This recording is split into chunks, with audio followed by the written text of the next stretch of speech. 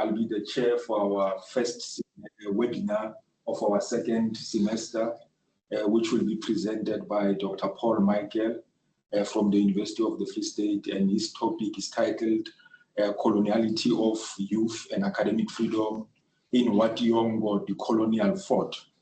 And we'll also, after his presentation, we'll also have our discussant, Mr. Patrick Ben, who is actually based at the University of Manchester, England. The bio of Mr. Michael, of Dr. Michael is read as follows. Dr. Michael is a postdoctoral research fellow at the Higher Education and Human Development Research Group, University of the Free State, Bloemfontein, South Africa. He received his PhD in philosophy from the University of Pretoria, South Africa in May 2023. Paul has over a decade experience in youth advocacy and has been researching contemporary Africa's youth in relation to Africa's social, cultural, and political and economic climate, as well as how the global North power relations with Africa shapes and undermines contemporary young Africans' well-being and capabilities. His areas of speciality is in African youth studies and its intersections with education, migration, development, culture, and decolonial and race studies. He's currently working on a co-edited book on Ubuntu and youth studies in Africa. And immediately after his presentation, we'll have our discussant, Mr. Patrick Ben. He's an AHRC and UCDTP funded doctoral researcher in applied ethics and African philosophy at the School of Social Science at the University of Manchester, United Kingdom. His research interests include collective impact problems, the problem of consequentialism in climate change, theories of social and political participation, and responsive educational models. He is a research associate at the Decoloniality Research Group at the University of Pretoria, South Africa. 2004 and 2005 European Forum Albach Scholarship holder, and a 2025 visiting doctoral researcher in the Department of Philosophy, Monash, University of Australia. It's not 2004, it's 2024 and 2025 European Forum. My apologies for that. Okay, just to run through the ground rules of our presentations, of our webinar, we'll allocate 30 minutes for our presenter, Dr. Paul. Then immediately after that, we'll actually give over to our discussant, Mr. Ben, will actually give his reflections on the presentation. Then thereafter, we'll allocate 15 minutes for questions and answers, for anyone who has contribution to this webinar. Dr. Paul, I'll hand over to you to commence with your presentation. Thank you very much. And I want to start by thanking the HEHD for this platform to share my thoughts on something I've been working on, coloniality of youth, and then what I try to do is to connect it to different facets of discourse. I also want to make a quick correction. While we were working on this, I got a message from Ben Patrick, and then trying to say that to do a correction on the name of Ngudi. So what you had on the poster might just be Thiong'o's decolonial thought, but we have added Ngudi Thiong'o decolonial thought, just to make it clear. And then the second clarification is, the next one is that I graduated 2024, in May 2024. So, you finish your program in 2023 and then graduated May 2024. So that's just a few clarifications. And maybe a minor one is that in the early manuscript, the first manuscript, I developed, I didn't expect him to share this, because I'm still working on those things, and a lot has changed since I sent that manuscript out. I'm still working on it, so it's a work in progress. And so in this presentation, I have deliberately skipped a few things that, if you have access to the manuscript, that the manuscript has, just to make the presentation shorter and then to actually hit my goal. Thank you very much. So I'll be speaking on the coloniality of youth and academic freedom in Ngugi wa Thiong'o's Decolonial thought. And I have this picture up there, this photo. It's not very clear, but that's the best I lay my hand on. It's a photo of Soweto uprising in 1976.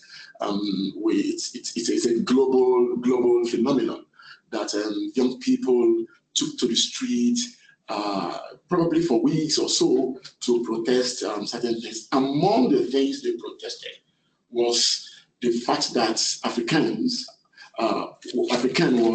was imposed on students as a medium of study of Africans. And so among the things they protested against.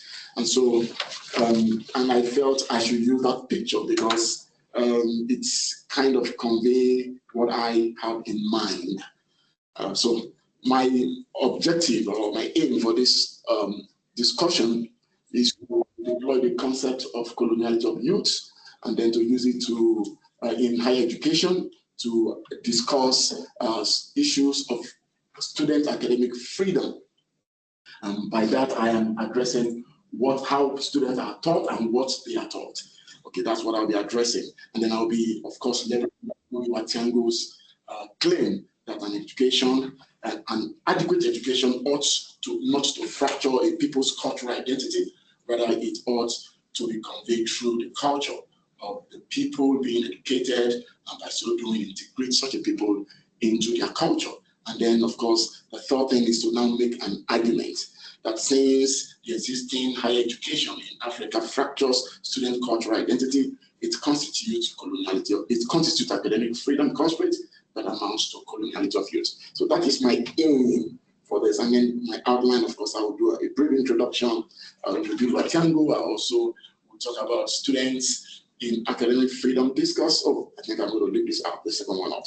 And then, of course, I will talk about Africa's students' academic freedom constraint as coloniality of youth, and then insight from Thiong'o. And the first thing I think that is very important so that we can understand where I'm coming from is to define, to understand what academic freedom is in itself. So I define academic freedom drawing from the literature on academic freedom as the promotion and protection of the rights of universities, academics, and students. And what I deliberately highlighted the student part with a color that fades, to show how it has been underrepresented in the literature on academic freedom. Okay, but it is the promotion, the protection of the universities, academics, and students to express freedom of thinking, teaching, learning, research, and action within and outside the research community without any form of intimidation, manipulation, or even fracturing. And of course, I'm drawing heavily from the work of Appian Giachua, a professor of law at the University of Ghana, to do a lot of things that I'm going to be embarking here. So, in the academic freedom equation or discourse, there are certain stakeholders. So universities is a stakeholder in that discourse, academics are stakeholders in that discourse, students are stakeholders, but society is also a stakeholder in that discourse. The state is also a stakeholder in that discourse. But I'm not going to be discussing issues of the state or issues of society here. I'm going to be focusing on the students especially. But in doing that, I'm going to connect to academics and universities because academic freedom discourse has been emphasizing so much about the freedom of universities to both to hire, both to coordinate their own activities, and then manage the whole process of education within the higher education system.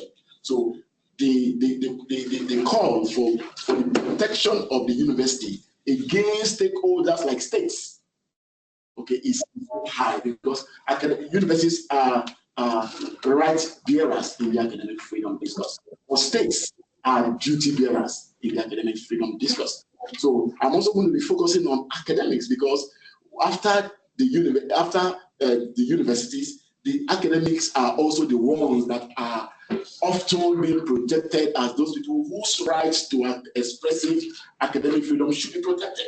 They must be able to publish what they want to publish within the ethical frame. They must be able to do that. So there is this thing about protecting their right to do that and to research.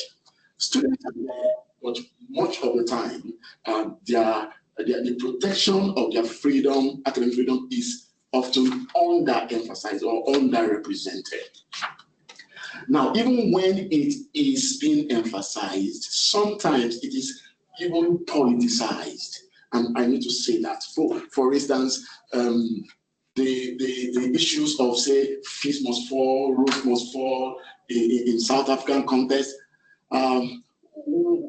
even though it was an issue of protest to ensure access to education, it was also a kind of politicization. Okay, but I'm not going to be speaking about such academic freedom activities. I will be speaking specifically about the promotion and the protection of students' right to learn adequately, especially within the framework of cultural understanding of those who are educated, the students who are educated. And I am using student here to refer to young people, the youth, and that's because one of the key markers of the youth discourse is the idea of transition, and transition is heavily marked by education. So students, as youth are more or less, or students are mostly youths, and youth are more or less the target of education.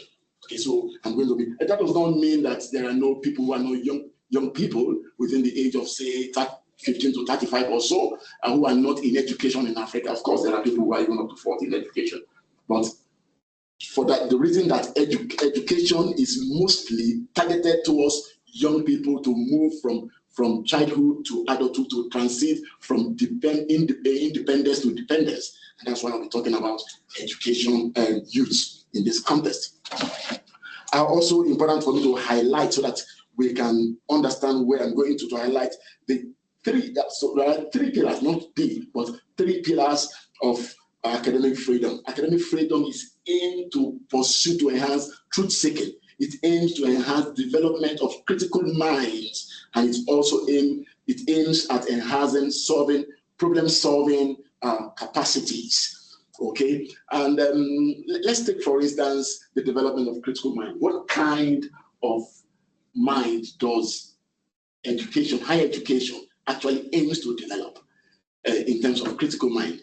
What are we expecting? We are expecting, in my opinion, that an adequate education should be able to develop the mind of the young person to be critical first towards his immediate environment. And then, of course, we can extend it to the, extended environment.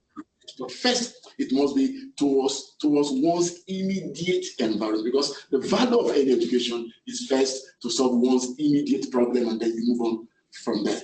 Okay, and I'm discussing academic freedom in the context of education because historically, the origin of academic freedom stems around or revolves around higher education. Okay, it does not mean that does not mean that academic freedom cannot extend to other levels of education. But historically, it revolves around the freedom of researchers to independent and expressive thinking, writing, and research for the benefit of society. I moved on to the idea of coloniality of youth. And to conceptualize that, I will first talk about coloniality. And coloniality is a subtle and invisible but potent form of global North domination. We see that so much in the works of scholars like Hannibal Quijano, Walter Milolo. We see that in the works of Magnado Torres, and of course, Tiziani Glovo, and of course, Jonathan Chimakana, 2021. So the idea of coloniality, okay? But I need to show that before we jump to coloniality, there were forms of domination that preceded coloniality. And this is important to be able to understand coloniality, because we are seeing coloniality as subtle, invisible, okay? but potent form of global North domination that emerges from colonialism, a physical form of domination in Africa and in the global North. Okay, but colonialism itself was also, in a way, predicated on the first form of domination, slavery, in Africa, because slavery laid the foundation for colonialism, and of course, colonialism laid the foundation for coloniality. Now, the concept of coloniality of youth for me is a construct for understanding and analyzing contemporary Africa's youth entanglement in the global North hegemony. That's the concept of coloniality. So, like I said previously, that I was asked a question somewhere that what is not coloniality? And I would like to repeat my response to that question. So, if I say coloniality is a construct for naming forms of global North hegemony, of hegemony that entangles contemporary African youth. So what then is not coloniality of youth? Any form, and I say it here, any form of youth marginalization, any form of youth exploitation and humanization that is not global North hegemony engendered is not colonial. Okay, so that is my definition of coloniality of youth. But in this paper, I'll understand coloniality of youth as any influence emerging from colonial legacies aimed at shaping and constraining the lives and experiences of African youths in educational and thus development terms. So while it is possible to extend the concept of coloniality to several aspects of young people's life, such as employment, migration, and so many others, in this presentation, I am restricting my study of coloniality of youth, my application of coloniality of youth to education and issues related to education. So, manifestation of coloniality of youth, I want to say as the last phase of the last phase here, we can trace it to slavery again, and it is very important we highlight how that happens during the transatlantic slave trade. In the transatlantic slave trade, coloniality of youth was seen in the preference of the slave buyers on young people in their 20s, okay, because of the labor capacity of these young people that was required in the plantation in the Americas at the time. So we could see that there was then this preference, premium on young people. And so I see that to be the inauguration of coloniality of youth. Okay, and in colonial era, I always like to use this quote by Frantz Fanon. See what was written in the region of the earth. This was actually written by Jean-Paul Sartre, the French philosopher, who says the European, when it was writing forward for Frantz Fanon's region of the earth, he said the European elite undertook to manufacture a native elite. They picked out promising adolescents. They branded them as with a red-hot iron, with the principles of Western culture. They stuffed their mouth full with high-sounding phrases, grand, glutinous words that stuck to the teeth. After a short stay in the mother country, they were sent home whitewashed. These working lies had nothing left to say to their brothers. They only echoed. We could see the fact that even in colonialism, because this Fanon was writing about what was happening in Africa, in Algeria, in Antilles at the time. And so Jean-Paul Sartre was now remarking on the idea of Fanon to show how coloniality of youth may have manifested during that time. But I go back again to say that in post-colonial era, we see coloniality of youth everywhere, whether in Africa, whether in Europe, but in Europe and the global North especially. We see the coloniality of youth in the dehumanization of young Africans' labor, in the exploitation of young African labor. This is what Thiong'o would call the 3 Ds. You see, young Africans are now the ones doing the kind of dirty, dangerous, and demeaning jobs that perhaps Global North's youth would not do. And sometimes what even African youth will not normally do in their own country. So you see, that is, it appears that young Africans have been turned to perhaps the slave of the world. So I understand all of these to be the trend and the manifestation of coloniality. Ngugi, I won't take time here. So we'll talk about Ngugi, and then I just believe that Ngugi wa Thiong'o, perhaps we have a second silent for him. 1938 to 2025, one of the greatest African thinker in my view. He championed coloniality. He championed decolonization of Africa through his works and literature, and then so some of the notable ones With No Child and Decolonizing the Mind, which I engaged with previously, and then I picked a particular work, and this presentation focuses on education for a national culture, which wa Thiong'o presented in 1981 at Zimbabwe, where he was invited to speak. So I'll be drawing principally from this 1981 presentation that wa Thiong'o did in Zimbabwe. In that presentation, he highlighted what the goal of education should be like, what education should capture. Education is the process of integrating the youth into the entire system of production, exchange, and distribution of what we eat, wear, and shelter under, the whole system of organizing the wealth of a given country. The first is that education for Ngugi, and of course for many others, but for Ngugi in this context, education for him revolves around young people, his youth center. The second is that this education must be wrapped in the culture of the people being educated.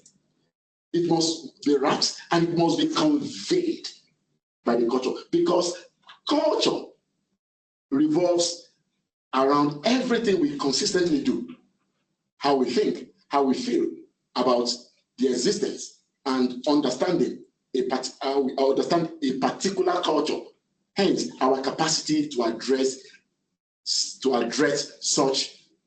issues in such a culture. So, what I'm trying to say here is that Ngugi showed the depth, the all-embracing aspect of culture. Culture is everything. Culture is development. And so when education is being when we are educating the young, we must educate them in line with culture, the culture of the people we are educating. It must not be relegated, because that is how they can address questions of development. The flip side is this.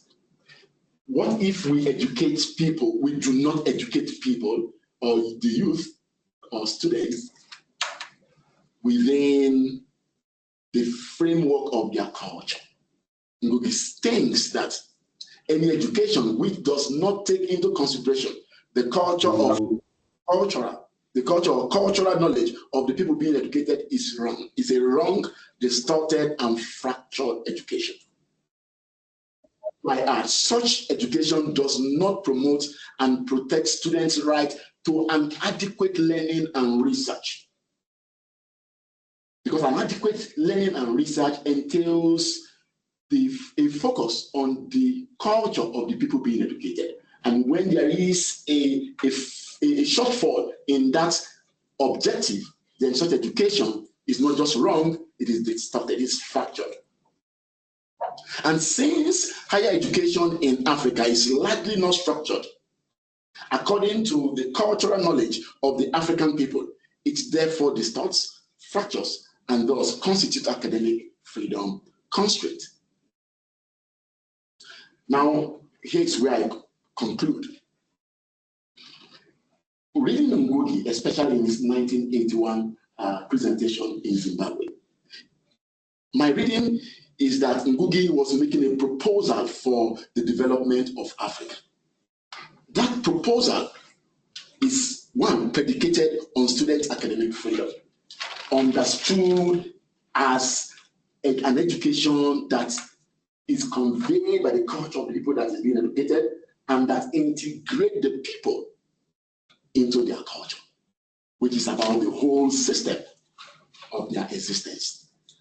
Two, that proposal aims at recognizing Africa's cultural ways of making sense and advancing their vision of the good life. And three, that proposal calls for the emancipation of African youth and by extension Africa from global coloniality. If we take this last line as what one of the call that Ngugi makes in that paper, then it's safe to say that Ngugi acknowledges the entanglement of young people in Africa in Euro-North American hegemony. This time around, that is conveyed through education, the culture of the Europeans. And so that is the kind of coloniality, and I call that coloniality of youth. At this point, I say thank you everyone for listening. Thank you very much, Dr. Paul, for a mind-elevating presentation. Without any further ado, we'll now hand over to Mr. Ben to give his reflections on the presentation. And if there's anyone who has comments after this session, we're going to have a question and answer session. Then if any other person has some burning contributions on questions that they want to make, they're welcome to drop them in our chat box. Mr. Ben, the floor is yours. All right, thank you, Paul, Michael, for that wonderful presentation. So what I'm going to do is I'm going to offer a brief summary of the structure of the argument in the paper, and then I'm going to lay out some of my critical comments about what I think about the topic. First, the general summary. So the article addresses what Michael calls the coloniality of youth and academic freedom in Ngugi wa Thiong'o's Decolonial thought. So from my reading of the work, two concepts are central to Michael's discussion, and that is coloniality and the concept of academic freedom. So before I discuss how Michael engages these two concepts, I'll first of all lay out the structure of the paper. So Michael stated at the beginning of the paper that he had the following aims. Firstly, investigating academic freedom within African higher education sector, specifically the aspect that concerns the freedom of students who are primarily the youth. Why the investigation? So his reason for investigating Africa's higher education sector is to examine what and how students are educated under the current academic structure. So one of Michael's strongest motivation for this paper is that there is something wrong with the African educational system in its present post-colonial organization. And what is wrong is that it distorts and fractures the cultural identity of students under the current system. And the argument that he makes for this position is that the distortion and fracturing of students' cultural understanding and identity occasioned by the colonial system of education constitute an academic freedom or academic constraints on the part of students on the ability to learn about the environment. And this is grounded in Ngugi wa Thiong'o's radical critique of the post-colonial socio-political order as contained in Education for a National Culture. So the approach he adopts in the paper is introducing this concept of coloniality of youth to explain how students are academically and developmentally restricted. And Michael defines these two concepts, which I'll go straight to that now. So first, coloniality, according to the paper, coloniality refers to this way of understanding and highlighting and analyzing the power imbalances of the post-colonial order. And then from there, he derives the definition of coloniality of youth as a concept. According to Michael, coloniality of youth then captures the influences of the colonial legacies, or what Ngugi wa Thiong'o himself refers to as coloniality, is a very popular discourse among the colonial scholars. And then from there, he led the groundwork for the conception of academic freedom. So Michael's idea of academic freedom is defined by this focus on the promotion of students' right to learn and research within the form of a system of education that is primarily centered on African values, which I quite agree with.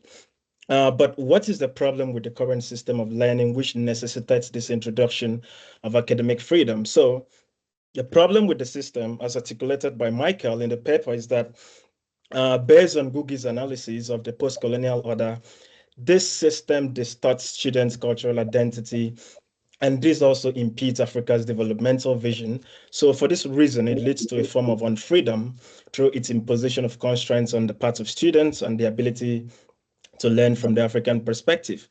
So from Michael's standpoint, these problems arise because the present academic order is structurally organized on top of the matrices of coloniality, which inferiorizes and also subjugates the otherized version of the world, which is the global south, which is embodied by the entire structure of education in the global south and Africa in particular. So in addition, the higher education sector in its current organization, Michael argues, significantly ignores or fails to recognize African cultural dimensions, thoughts, and values and practices in the system of learning and dissemination of knowledge. So this raises a question: is it important for education to focus on imparting cultural knowledge for the development of youth? So to this question, Michael responds that since culture encompasses everything we consistently and collectively do, including how we think and feel about the existential challenges around us, then a culturally situated approach to education is one that is better positioned to foster this understanding of societal challenges, which I quite agree with. And Michael situates his research specifically in higher education because, to him, this is the domain of academic freedom discourse. And in addition, the higher education sector is partly focused on training and the development of young people. And based on this claim, the higher education becomes the best place to focus its research. So here is the structure of the argument. I had to turn it into, from the beginning, first premise to the conclusion. So Michael's argument takes the following structure. The first premise is this: Africa's current higher education system fails to organize a significant part of its curriculum around African cultural understanding and indigenous knowledge systems of thinking and modes of learning. The second premise is that this structure of organizing education limits our ability to articulate a robust academic freedom discussion. It also limits our ability to adequately protect and promote the rights of students as vulnerable social groups.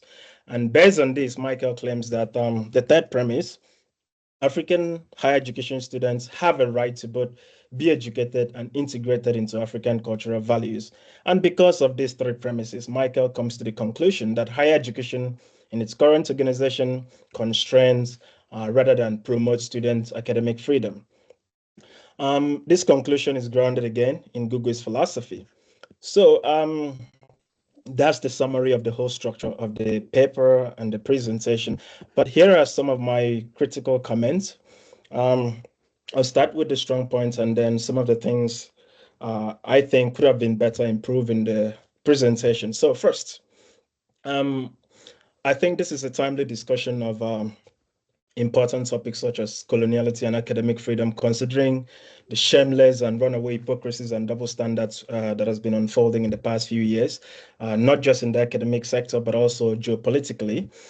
That said, Michael claims that coloniality of youth denotes the effects of the different forms of youth-related dimension of domination, youth fracturing processes that were inaugurated during colonialism. I quite agree with this conception. I think that's a fair framing of the discourse. The second point that he makes is this. I also agree with the framing of students as the primary rights holders in the academic freedom discourse, I think most of us would agree that without students, there would be no universities or other institutions of learning to begin with. However, I think some might disagree that their centrality to the modern capitalist organization of educational institutions kind of inflates or entitles them to more rights. That position, some might have issues with that conception of the rights of students. Perhaps a little clarification would have sufficed to disambiguate the term in terms of the context that Michael is using it in the paper. So here are my stronger points. First, Michael claims that his paper is grounded on Ngugi wa Thiong'o's radical critique of the post-colonial socio-political order, specifically as contained in Education for a National Culture. Also, the paper's primary focus is on African youth. However, what I found profoundly striking is that his definition of academic freedom from the word go is taken straight from the Library of Coloniality of the European University Association.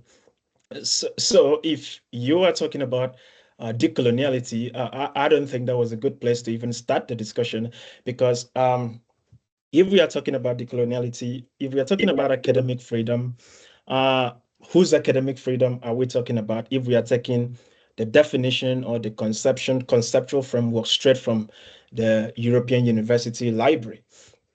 So that was a bit of a problem to me. To my mind, if one is to accept Michael's argument that there is something wrong with the educational system in its present constitution, and the cause of that wrong is inextricably linked to the system of education set up by the neo-colonial metropolis, that is the present day European and Euro-American political order, then it seems to me that one cannot also accept that the very system of education that entrenches the coloniality of youth via our institution is going to give us an acceptable framework for conceptualizing and preferring solutions to the problem. And moreover, as Ramon Grosfoguel rightly explained, the Puerto Rican sociologist, we must note that there is no neutral educational framework. And Ngugi wa Thiong'o also highlighted that in Decolonizing the Mind, that education cannot be neutral. It always exists to further a particular society's ambitions, a particular society's idea and conception of the world. So the second point that I also had to highlight is this.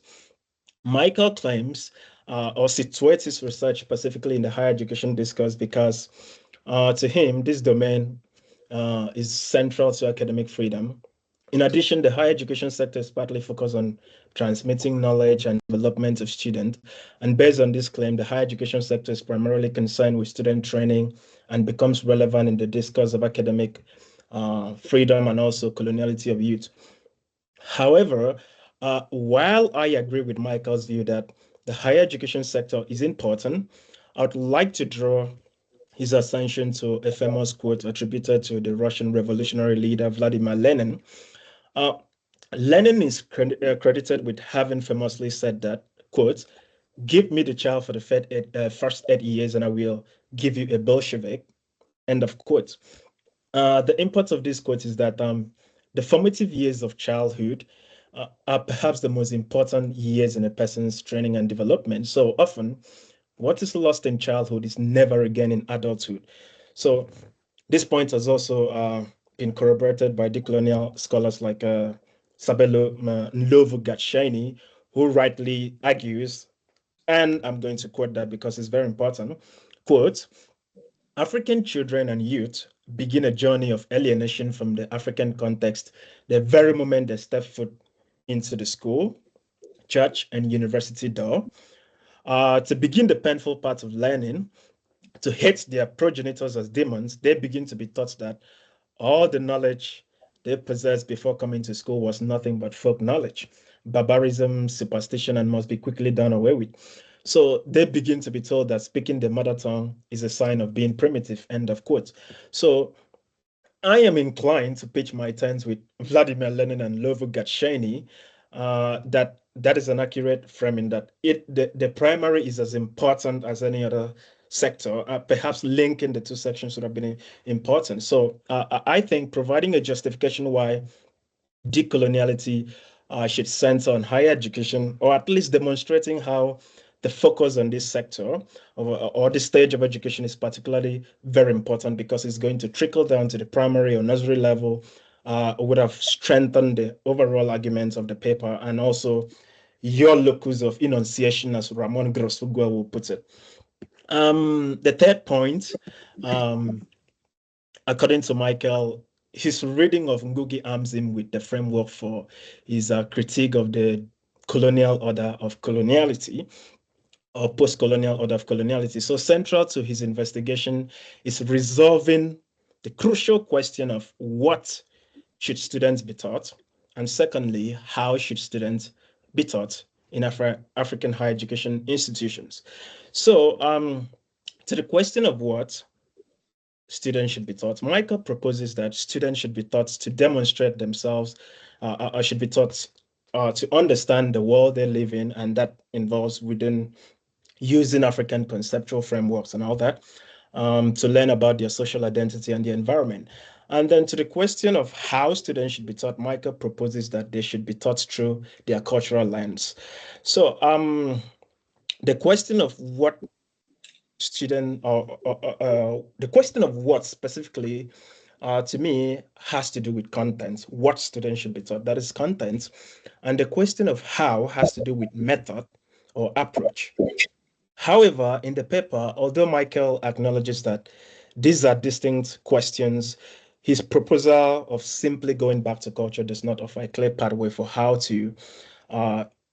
this should be carried out. How do we go about shaping the students' view of the world?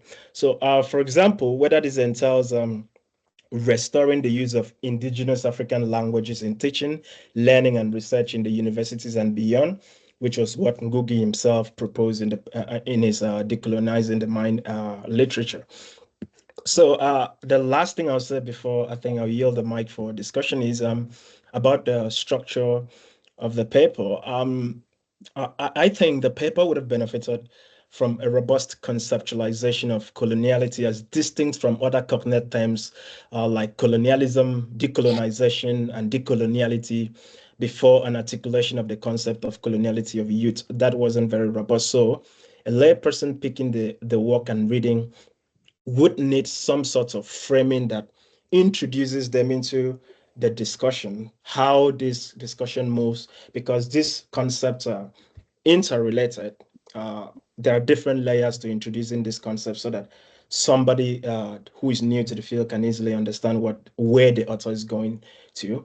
And Novo Gatsheni has really done a great job in that area. So that introduction was necessary, and this is where the works of people like Ramon Grasugwal, Walter McNullo, and the rest also comes to play. So I think I have a few seconds left now. So lest I forget, I think I have to commend the coinage of the concept of coloniality of youth. It sounds interesting. I think it is something that can be developed into a very robust decolonial concept.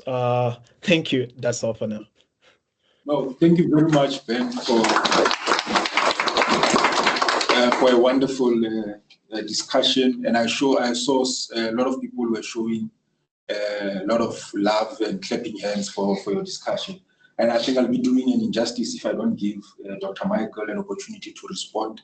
But I'm just going to be very strict on time, because we also have to open the floor for question and answers. Dr. Paul, 2 minutes. Thank you very much. I don't think 2 minutes might be too much. Thank you, Ben, for your critical comments.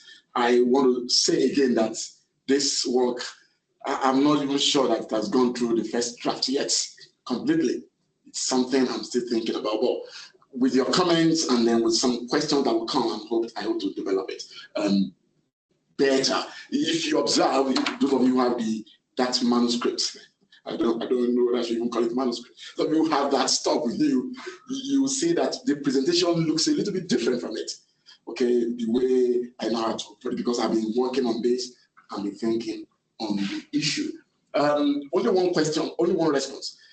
I'm not sure I drew my definition of academic freedom basically from European library or so, but I know I benefited from the work of HEHD in 2024. He has written so much on academic freedom in Africa, and then he has shown that academic freedom has history in Egypt, Morocco, Ethiopia, and then in terms of, so I'm drawing from that. I acknowledge what you are trying to call my attention to, and I'll be watchful about that. So thank you. Thank you very much. Okay, colleagues, now let's open the floor for questions, any contribution or inputs that anyone has. We have about 30 people who have connected online or joined online, including about 14, 15 people, meaning we've got about 45 people who are in attendance for this workshop, meaning I'm expecting a more engaging session of question and answers. Any questions? Maybe we'll take the first round of hands, then after that we'll also consider people online. In-person people, okay, Chris, Fanela. Okay, thanks very much for this interesting discussion, presentation, Dr. Mike. So I was just thinking, as we were discussing, just looking at that, you're talking about Ngugi's work, you're framing your presentation around Ngugi's work. And I'm trying to figure out now to say, in Kenya, we've got the Gen Zs who are busy turning things upside down. So when do we say, in fact, especially when we're considering the way you frame the coloniality, the way you define the word coloniality to say anything that is Western, if I quoted you very well. So would you say these youth who are fighting the political systems in Kenya or in Africa anyway, are they not justified because this is not Western? Is it not the coloniality that is going through in their own countries by their own people? Because it's affecting mainly their academic, because if you check their main issues that they're raising is around issues of academic access, health access, which is contributing much to their well-being and growth as young people around their education. Thanks. Okay, Fanel. Well, thanks so much. And I think it's going to be really interesting work. I've got two points of clarification, which, if nothing else, hopefully clarify for me, but maybe can contribute to the development of the paper. And I think the one is that you propose that this culture of, culture should drive education, and that it sort of seems like there's one culture of African youth. So the culture of African youth is diverse. So my question is then, what might that education look like if it's driven by the culture of African youth? And you don't have to answer it now. I mean, I'm just putting it out there. And my other question was around academic freedom, which, wherever you get the definition from, is very broad, and you said it includes thinking, teaching, learning, research, and action. And then you speak about education, and it was almost as though you reduced, that academic freedom became reduced into education, and what might happen in the classroom, and I wanted to just ask about that. Okay, Arina. Okay, so the first question which I had was, what Fenella asked, how do you account for plurality of culture? Because you define academic freedom, you put much emphasis on cultural identity. And the other one, I wouldn't say that it's a question per se, but just thinking out loud, could there be pedagogical cases where critical distance from culture is part of intellectual formation and not repression? Okay, got it. Okay, can you just go again? Okay, so simply put, is all cultural alienation in education necessarily a violation of academic freedom? Okay, John, must I add 2 additional hands, or must you want to? Okay. Let me start with the last one. I have I have always been a proponent of eclecticism, and in this context, maybe multiculturalism. I will not propose, because it's not feasible to propose one culture, even your own culture. But it is what I am arguing against is the relegation of the cultural worldview of the people being educated.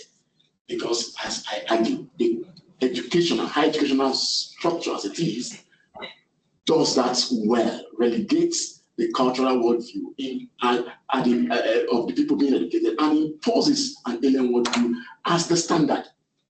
Because the education must be conveyed in the culture, in the language, and that's what we have. And that's what I'm looking at. So I am not arguing that we should pull away the culture, the Western culture, but I'm saying that it should not dominate the educational framework of the African people. That's my argument, if that answers that question. For the Gen Z question, I have always, and I'm sorry I didn't do that in this presentation, I've always attempted to show that my discussion of coloniality of youth does not in any way put all the blame on global coloniality. African leaders, the African people, indeed African culture, still has some pernicious, practices, harmful cultural practices that in themselves impede development in Africa. We must deal with those. But with the Gen Z, if you were here last time on Friday, I think Thursday, what was it again? Yes. Thursday. With Gen Z, you will see that the Gen Z protest was partly fueled by global North hegemony. If you see, you'll see that there was a measure that the IMF encouraged, that Ruto and the parliament wanted to pass as bill, the finance bill, that sparked up the protest. So in a way, the global North is still implicated in the whole protest. That does not exonerate the corrupt practices and the rest of our leaders. For now. Okay, thanks very much. We also have two questions. Unfortunately, I cannot see the real names of people who wants to make inputs, but I just see AA, initials, and AC in that order. Yeah, AA. All right. Thank you very much, Paul, for your talk, and Ben for your response. This is Arabia. So my question is this. There's a reason why discussions on decoloniality have gone on for decades and we've not seen any real change. And I think that has to do with the fact that most of these discussions on decoloniality do not have the power to change that theory into actual practical solutions. And if power is important, and it is quite clear that Africans, and especially African youths, in the grand scheme of things, have little or no power, what then allows us to be optimistic about some of these ideas that you're proposing? So what makes this theory or this idea you want to propose different from wishful thinking if these ideas cannot be translated into reality by virtue of the fact that beyond the benevolence of others, Africans as a whole lack power to change their reality? Okay, I also saw a hand from Abel. Abel, you can go ahead.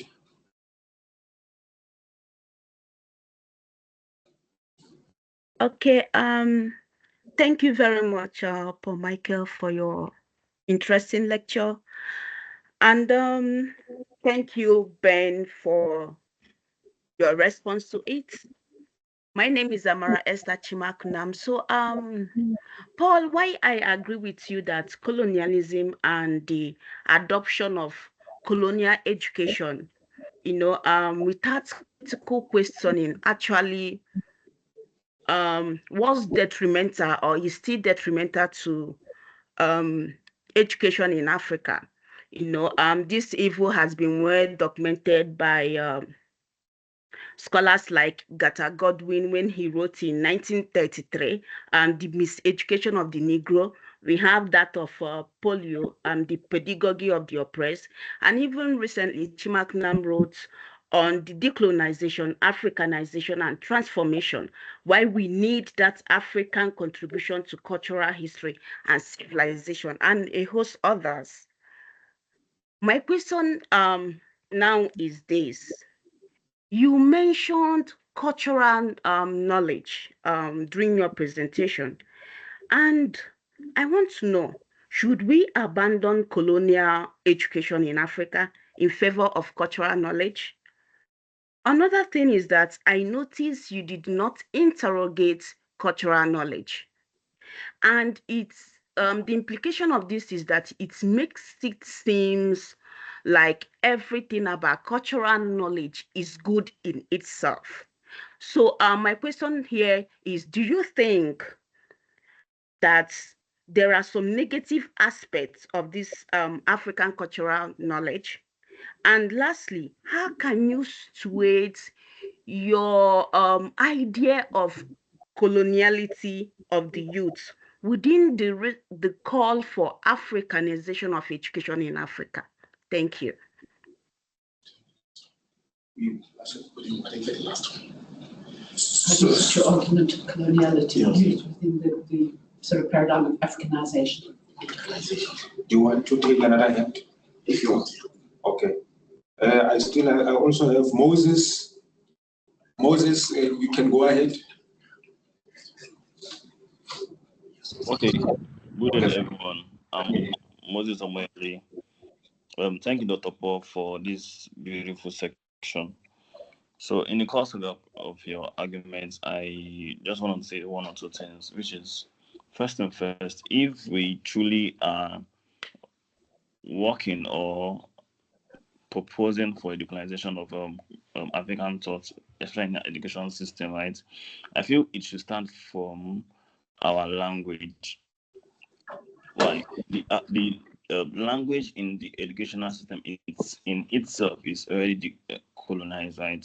So if we're looking at decolonization, the language of transmitting knowledge to African youth itself should be looked into. For example, English-speaking countries, English is not an African language.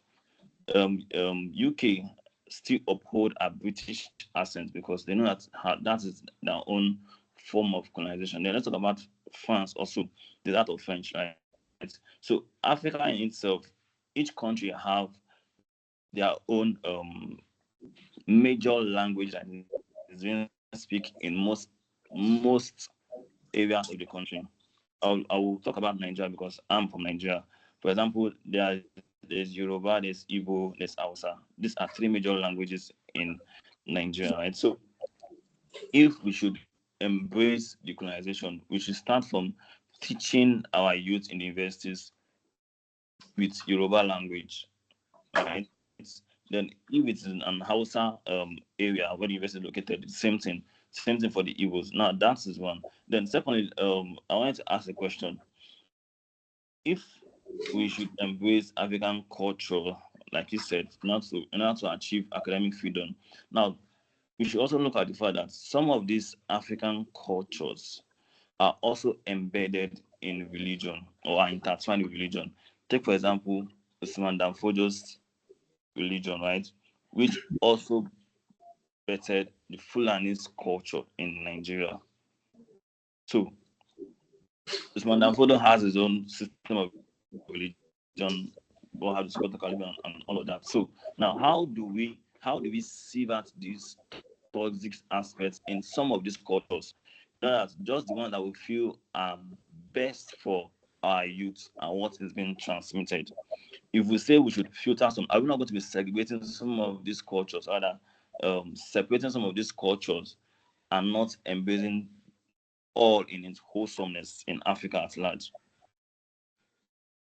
Okay. So how do we marry this? Thank you. I think we are against the clock now. I don't think we'll have time. Sorry?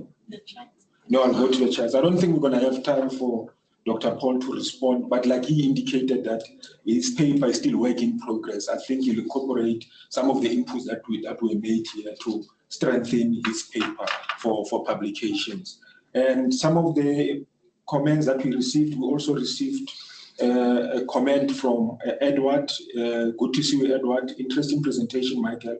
I do agree with Patrick on the need to advance Afrocentric definitions of academic freedom. You can look at Ali Mazuri, 1975 definition of academic freedom, his views on students as necessary intellectual infrastructure for mental development and intellectual creativity. Yes, don't worry, I've already downloaded the article for you because I have the link here.